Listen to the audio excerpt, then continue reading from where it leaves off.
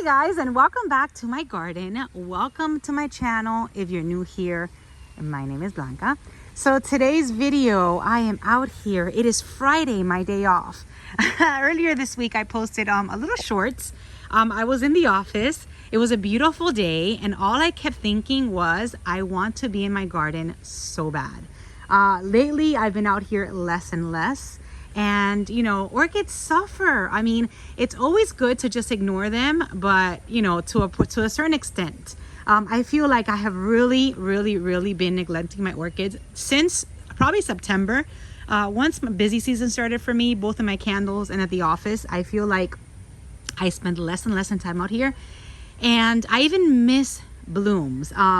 Not only do I miss blooms, but then I also don't get to fertilize as often. I feel like I'm not getting enough blooms. I see other YouTubers' channels, and I see how their orchids are like doing so amazing. And it takes me back to those days where, probably during the pandemic when I was out here more. So I really need to focus on fertilizing. I really need to get out here also and spray for fungus, because I am starting to find some of my orchids with fungus. So I need to get the 5s and 20, which is what I use for that, and just start fertilizing. Want to give you guys a little update out here. It's a little messy. Let's see. Some orchids are doing amazing. So this one right over here, which is my Renin Tanda Sunrise. She's got 2 spikes and they're blooming nicely. My Brassavola Nodosa Más Mejor, which I have mounted over here, is in bloom. And I feel like these Brassavolas, they just love the conditions that they're in. This one right here is on its bare root, mounted on a wooden mount, and she's doing amazing. I mean, look at those roots. She loves to be here. Look at that. She is full. So today's video, I really want to focus on what grows well if you have what grows well in my conditions. Here's another spike. What grows well if you have these growing conditions. So if you grow outdoors and you're able to water all the time, I feel that what does best under my care, of course, are Vandas, because they do get watered very often. And you know, Brassavolas do very well. Cattleyas do okay. I think they're not as happy as my other orchids, but they do okay. And Dendrobiums do pretty good too. This is a spike on the Encyclia Cordillera, which now is spiking for the first time in 2 years. Let's see. Now, lots of questions always on how I grow. So this is exactly how I grow. You're looking at it. Everything is just outdoors, getting rained on whenever it rains, getting sun. Some get full sun, some not so full sun. This one right here, I want to keep a little bit out of the shade. This is a Walkeriana Cerulean. Hope I said that right again. And she's doing amazing. I got her in bloom, so we'll see how these Walkerianas do once they need to start reblooming again. Todd had told me that they need a dark time. I don't know how I'm gonna be able to achieve that, being that they're out here. And then I was also out here and I saw that there is some blooms on an orchid that I was very surprised about. So this is a flower spike on one of my Vandas. This one I got not so long ago with Cruel Smith in bloom, and she is blooming again. And this is my Bangkok Sunset. There you go, that's the tag for this one. This is a beautiful red bandaceous type. Let's see, what you're seeing here is what I got at the shows. I mean, I still haven't been able to mount these anywhere, but these are my Ansidium Twinkles. There you go. My Bulbophyllums are growing. And remember that orchid that I got with Lady Vanda, the Vanda that was that had so many spikes. I mean, I don't know if these are ever gonna come out. Probably not. So I don't know if I'm too happy with this one. It had lots of spikes, but they're kind of just stopped growing. Let's see. And all of my vandas are kind of shifting. All of my vandas are kind of shifting. So while I get while I'm organizing all these vandas and just trying to show you guys what's in bloom, remember that this weekend the Deerfield Orchid Society is having a show.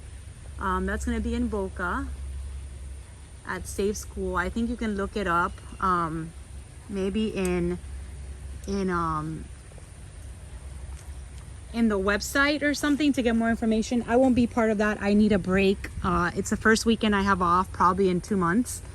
So I am going to be just out here taking care of my orchids, filling up my candle orders, and I am not going to be at a show this weekend. So hopefully that show is amazing. It always is, and hopefully you guys can make it.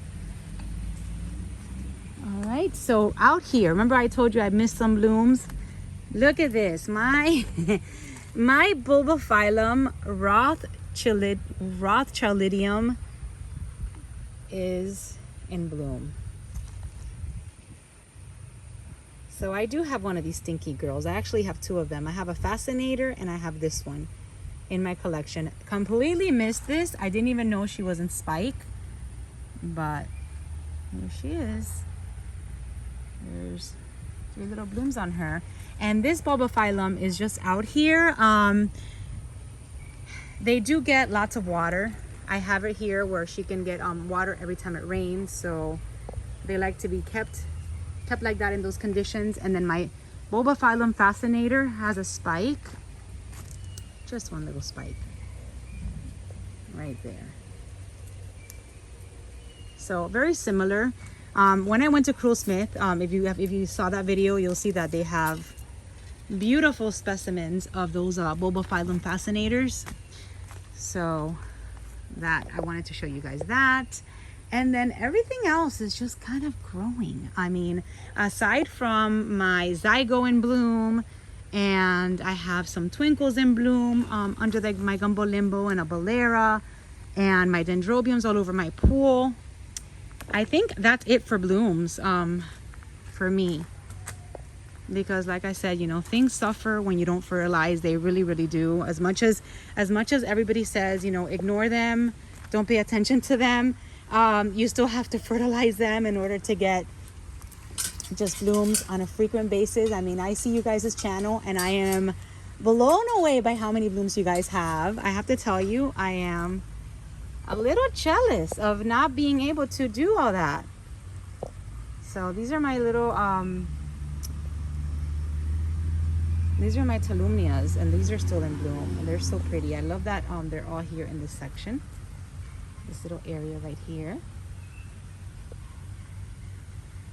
And this is the yellow one, and I'm starting to feel some drizzles. That's the yellow one. So if you guys are new, I think I got like maybe 400 new subscribers in this channel last month. So I got a lot of you guys are new here.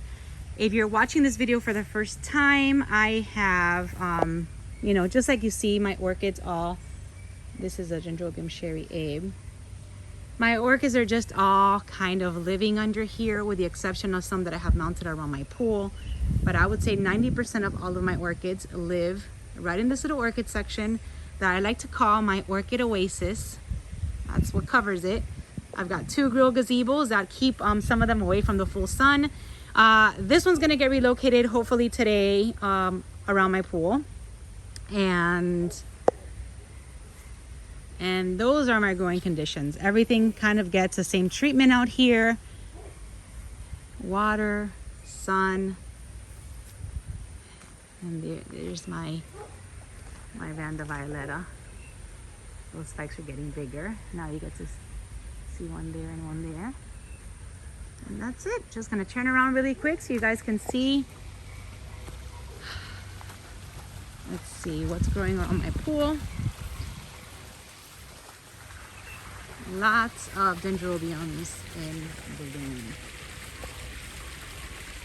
And of course, all of the cherry babies that bloom and do amazing. So that's it for today, you guys. Thank you for watching.